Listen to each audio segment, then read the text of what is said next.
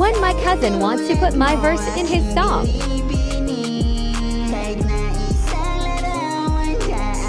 And this is the result. Kapag nakita ko mga larawan mo o aking binibining puso ko ay di ko mapigil na mahulog sa iyo.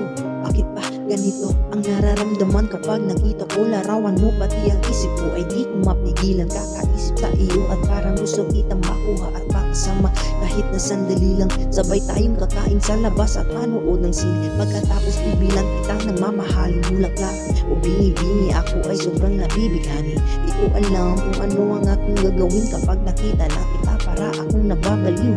At sana mahawakan ko na ang iyong mga kamay at sana mayakap na kita kahit isang minuto lang para di mawala kung lungkot kapag hindi ka nakikita. Binigyan ako.